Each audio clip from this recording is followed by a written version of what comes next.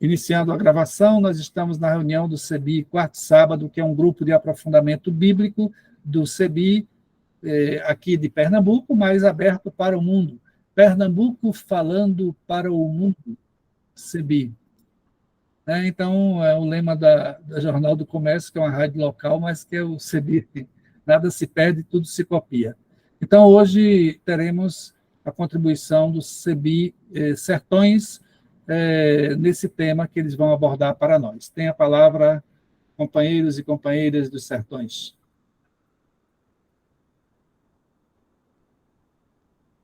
Olá, bom dia mais uma vez ao grupo CEBI Quarto Sábado e a vocês que nos acompanham nas redes sociais. Somos o grupo de aprofundamento bíblico do CEBI Quarto Sábado, CEBI Sertões, aprofundando hoje o tema Brasil, um país de fome e miséria versus mesa farta de múltiplos sabores regionais.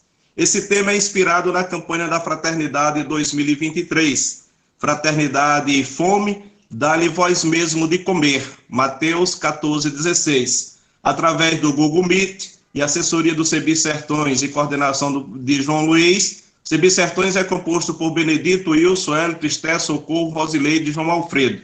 Então, nessa oportunidade, temos aqui, trazendo para vocês um retrato do Brasil, um país de fome e miséria. São mais de 33 milhões de pessoas que passam fome em nosso país. Verso a esse subtema da campanha da fraternidade, temos esse outro slide, essa imagem da mesa farta de múltiplos sabores regionais. Em todo o Brasil, bem sabemos como se dá essa mesa farta. Dá-lhe vós mesmo de comer.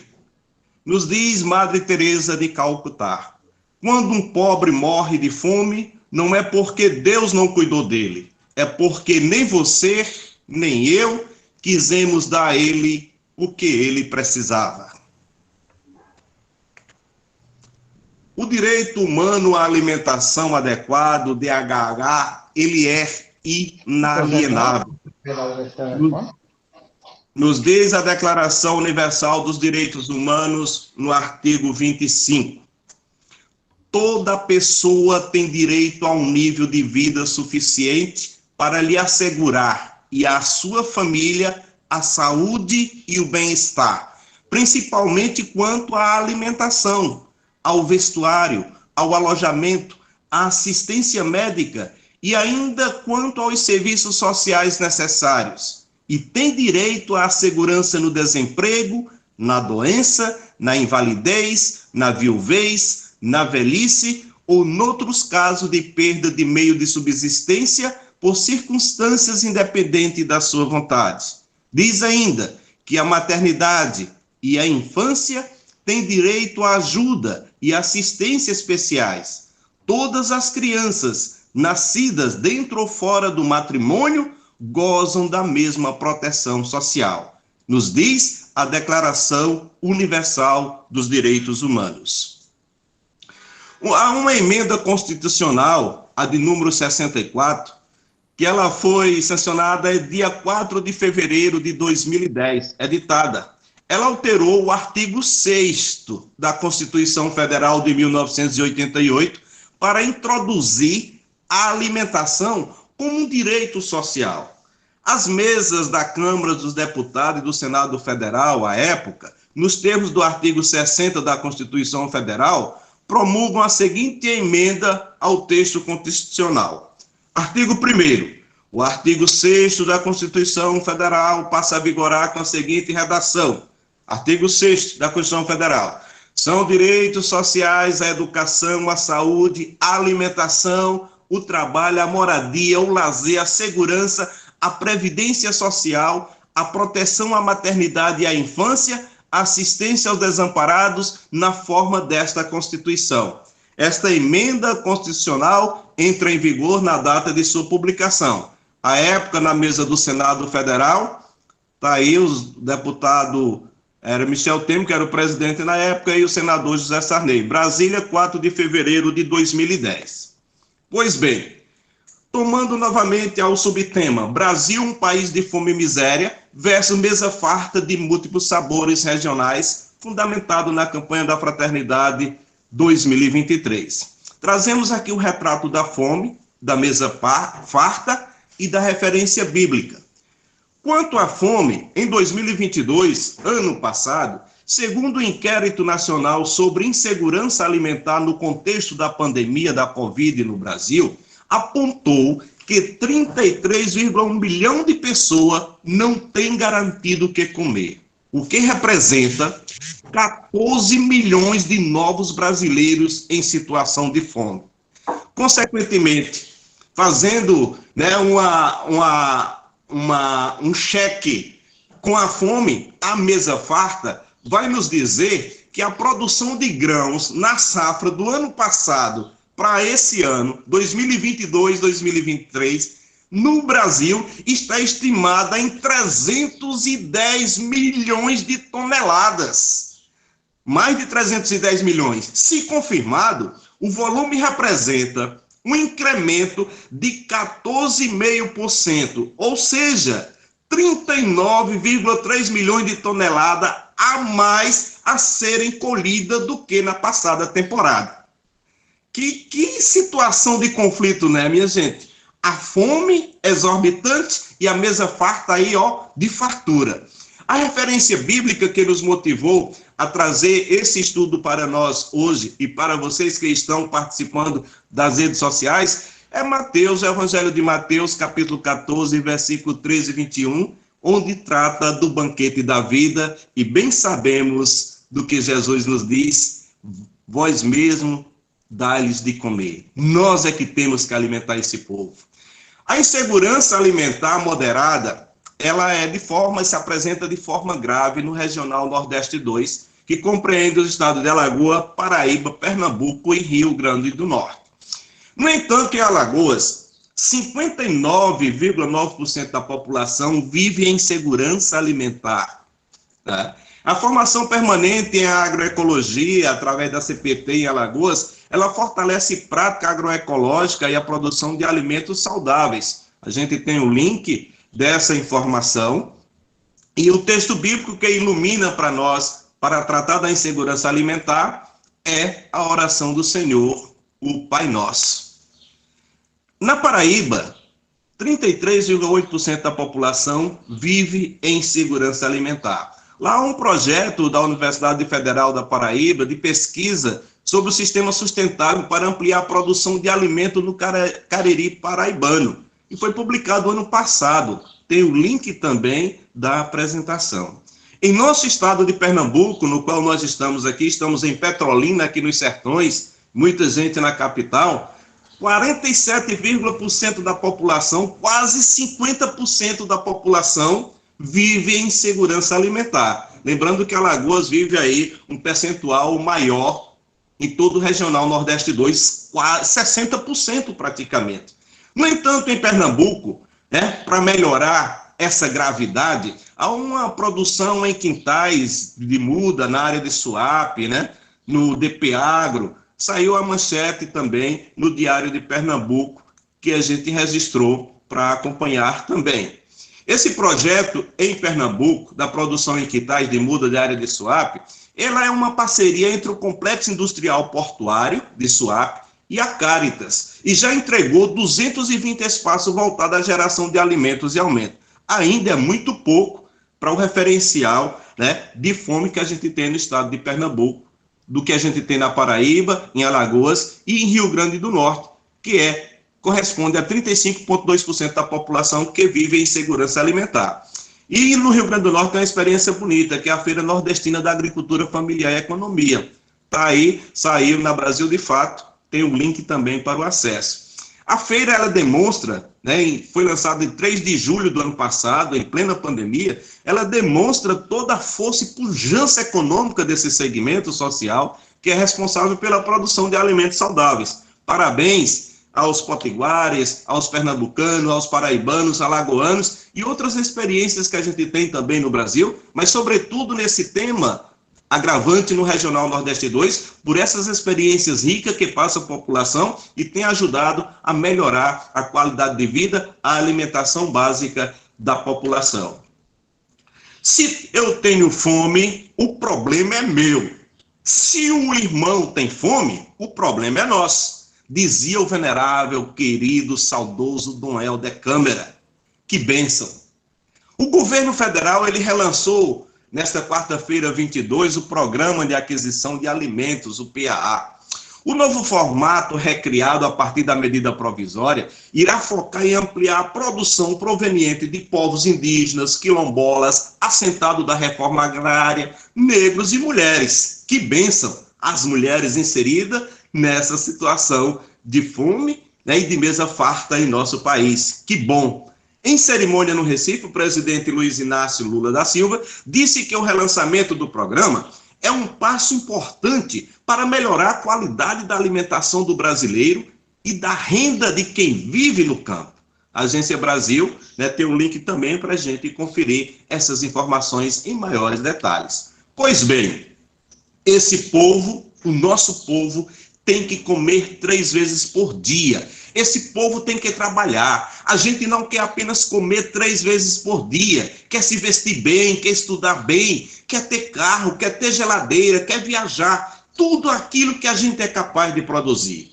Se formos nós que fizemos, nós temos o direito de ter. Por isso temos que brigar, porque ninguém vai dar de graça para a gente, afirmou para o público reunido em ginásio da capital pernambucana. O ministro do Desenvolvimento Agrário e da Agricultura Familiar, o Paulo Teixeira, ele afirmou que o programa terá orçamento de 500 milhões. Segundo ele, os órgãos federais serão orientados a comprar pelo menos 30% dos alimentos da agricultura familiares. Vamos avançar muito para tirar o Brasil da fome, disse o ministro. Fome. Bom, o processo de transformação do alimento em mercadoria é um traço importante do capitalismo contemporâneo e uma das chaves para explicar o atual cenário produtor de doenças e de desigualdades econômicas e sociais, que impacta sobre os sistemas alimentares globais e impõe desafios no campo da saúde pública e na garantia de direitos humanos, como o DRH. Nos diz Machado Oliveira Mendes, a citação de 2016. A fome no Brasil é um problema histórico, que após uma queda considerável voltou a crescer nos últimos anos e afeta hoje uma parcela de 15,5% da população do país. Convivem com a escassez de alimentos. 33 milhões de pessoas no território nacional, especialmente nas áreas rurais e nas regiões Norte e Nordeste. Veja mais sobre fome no Brasil, no link aí do Brasil Escola. Está esse quadro aí com algumas crianças, né, desnutridas, que passam fome, nossos irmãozinhos e irmãzinhas, que sofrem talvez mais do que nós, porque ainda são crianças e estão nessa fase de crescimento, de estudo, de cuidado por todos nós. São 33 milhões de pessoas no território nacional que passam fome. Quanto à mesa farta, é importante lembrar que o Brasil foi o primeiro país em desenvolvimento a colocar a fome e a pobreza no centro das políticas públicas sociais, contribuindo assim para que em 2014 saísse do mapa da fome da ONU.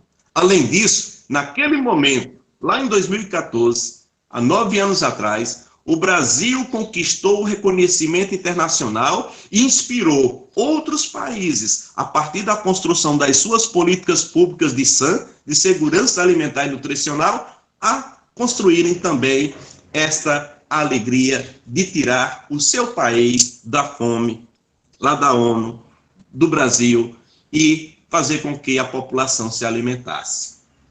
Segundo a Organização das Nações Unidas, a ONU, 1 em cada 8 pessoas no mundo passa fome. É uma tristeza para nós anunciarmos e trazer presente ao ver nesse estudo da campanha da fraternidade. Vamos repetir: 1 em cada 8 pessoas no mundo passa fome. O principal problema não é a falta de comida, mas a má distribuição, já que parte da população não tem acesso suficiente a alimentos de qualidade. Foi pensando nisso que há 20 anos o SESC iniciou o programa Mesa São Paulo, com uma ideia simples. Veja que bonito, que ideia que dá para a gente fazer ainda hoje. Recolher alimentos próprios para consumo que seriam descartados, triá-los e distribuí-los a instituições sociais. Que ideia maravilhosa, que ideia bacana para tirar a fome da mesa e tornar uma mesa farta.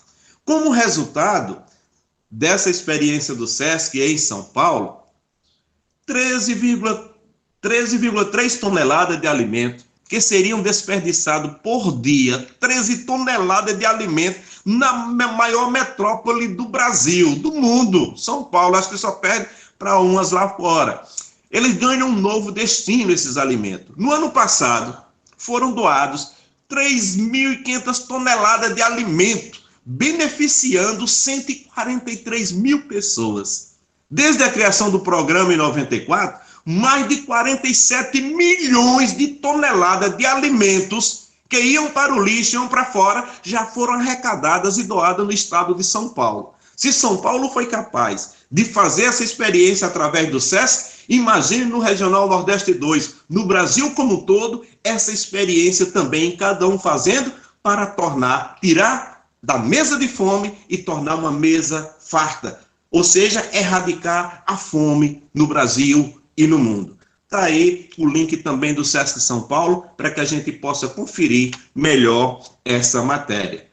Nós estamos já quase concluindo a nossa apresentação e vamos fechar com esses slides finais. É fato, os brasileiros podem morrer por falta do que comer. Nós somos quase cerca de 20 milhões.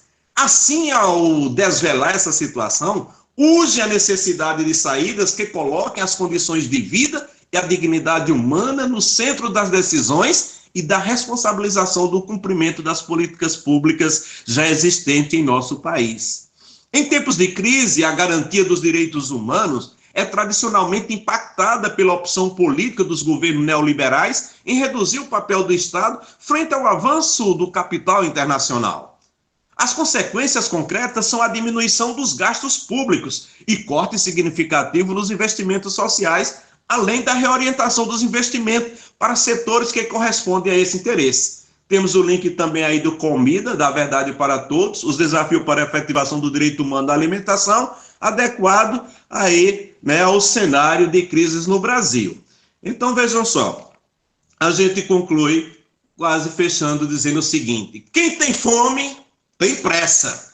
O tema da fome se faz presente em nossa casa comum. E no Brasil não é diferente, pois nas mesas das famílias brasileiras falta feijão, 46,5%, arroz, quase 50% está faltando, a carne quase 40%, os vegetais quase 50% e as frutas mais de 45%. Quem tem fome tem pressa. Dá-lhe vós mesmo de comer, nos diz Jesus no Evangelho de Mateus e durante essa campanha da fraternidade que estamos vivenciando. Recentemente, ontem foi lançado,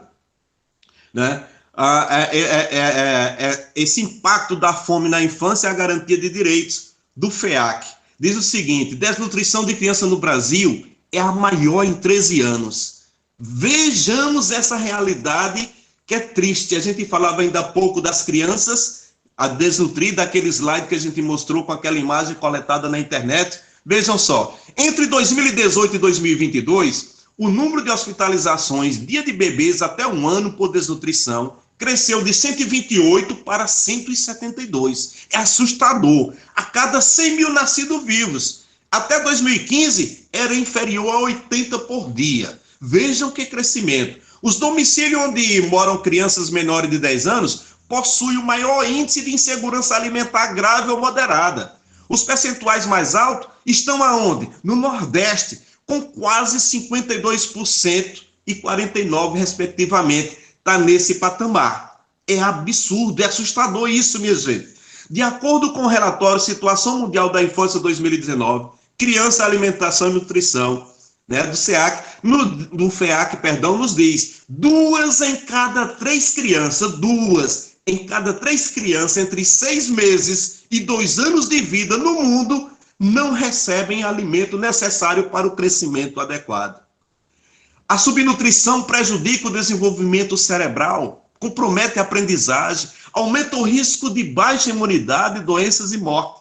A fonte é o Observa Infância da Fundação Oswaldo Cruz, da Fiocruz e Unicef. Dá-lhe voz mesmo de comer.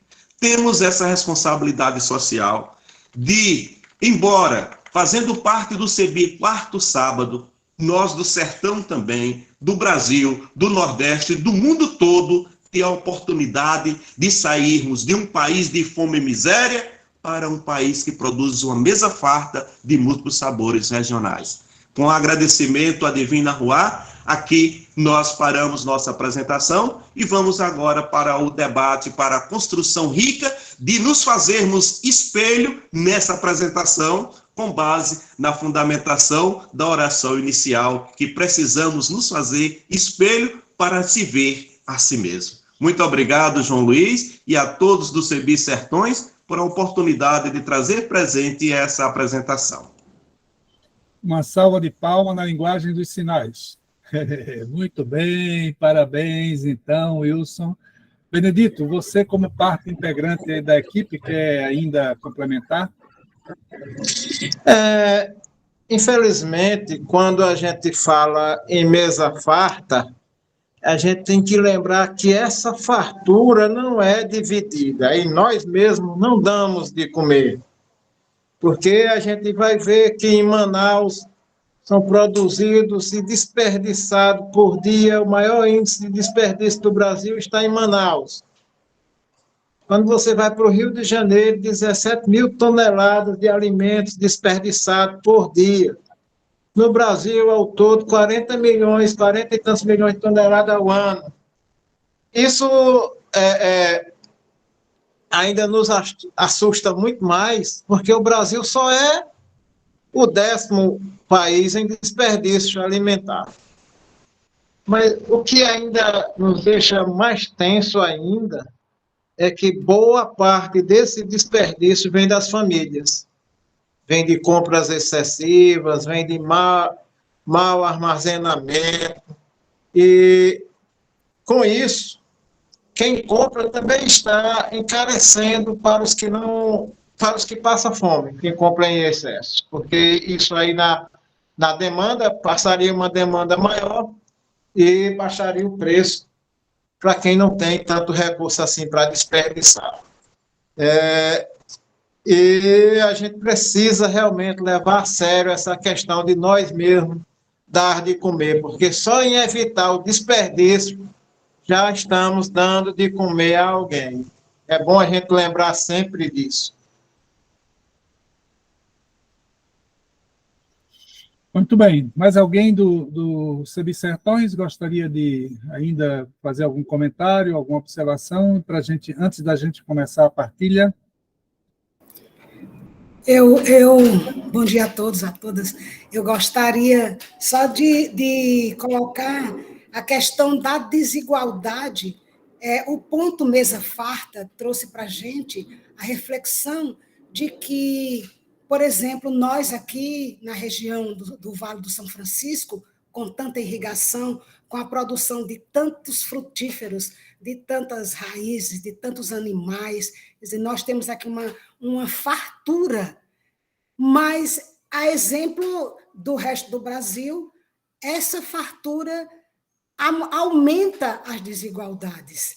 A fartura, ela não é dividida. As pessoas, nós, até mesmo os que queremos adquirir, nós compramos, às vezes, o refúgio dessas produções. Imagina as pessoas que nem vão atrás do que comprar porque não tem o suficiente para adquirir os produtos.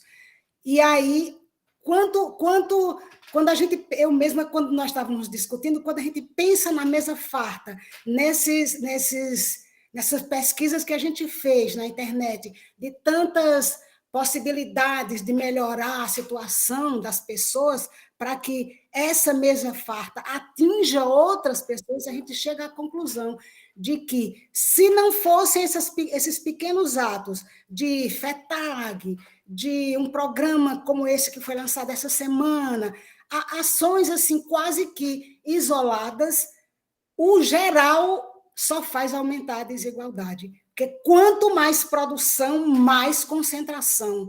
Porque as produções são exportadas, ficam só com os que têm dinheiro, e a gente precisa reverter essa situação, precisa praticar esse dar-lhes vós mesmos de comer. Obrigada. Muito bem, Esther. Então, minha gente, acho que agora a gente pode abrir. Elba, seria possível você coordenar um pouco as falas? Quem for se inscrevendo, é só levantar a mãozinha, não é?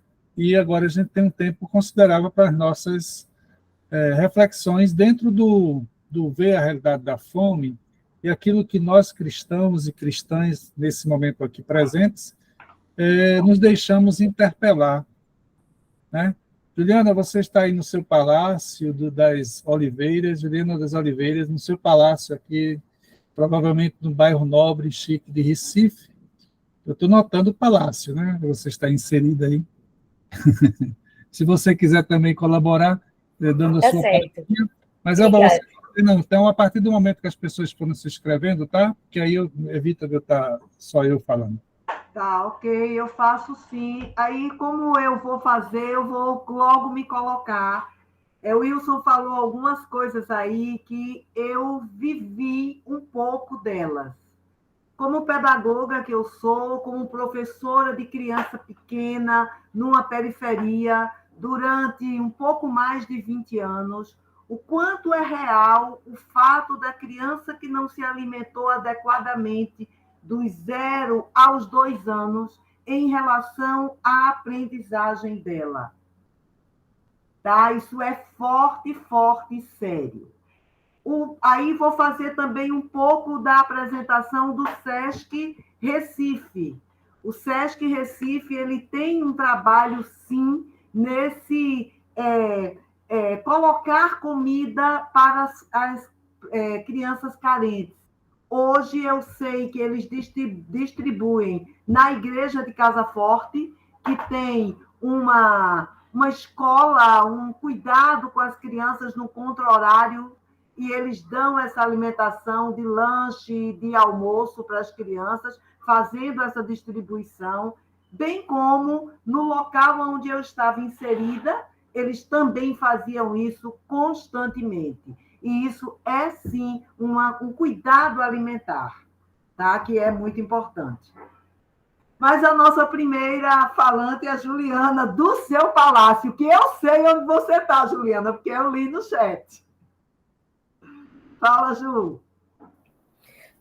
Não, eu tinha levantado a mão só para poder comentar o que João Luiz tinha me colocado. Mas eu estou, então, em Maceió.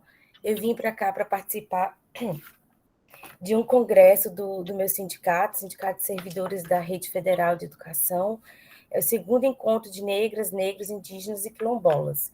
Inclusive, ontem a gente teve a oportunidade de conhecer o Quilombo dos Palmares, e pode parecer que não tem de ver com o que estamos conversando, mas tem muito de ver, porque era um sistema social onde a fome não existia, né?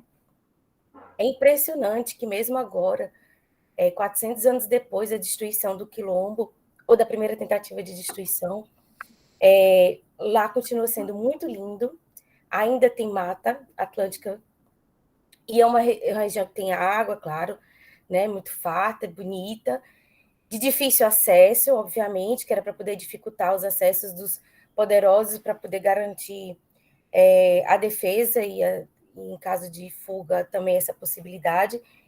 E o Quilombo dos Palmares, que, infelizmente, nas escolas não são dados dada a devida importância, era um sistema que veio com ideias, principalmente de uma mulher negra, né, africana, que ela trouxe, desde o conhecimento dela lá do país dela, uma forma social de funcionamento. Então, existia o espaço para alimentação, existia o espaço para o desenvolvimento de meios de produção, enfim, cada grupo ele tinha sua função social, todos participavam, era uma liderança no sentido de organização, não era uma liderança no sentido de opressão, né? E aí depois dela aí veio Dandara e depois Zumbi. E aí eu sinto assim, esse ano talvez por conta do CEBI e da campanha da fraternidade, que eu tenho que dar mais energia da minha vida para essa preocupação contra a fome, né? Não é razoável, até me emociono pensar nisso, que pessoas passem fome. Não é razoável, não há uma justificativa razoável para isso. Então, a gente precisa trabalhar fortemente, temos todos em vistas isso. Claro que economizar e não desperdiçar alimento ajuda, mas é um sistema muito maior que isso, a gente precisa ter consciência disso também, além das pequenas contribuições que possamos dar nas nossas vidas, mas também repensar o sistema econômico e social que nós escolhemos e estamos vivendo, para ver se é esse mesmo que nos serve.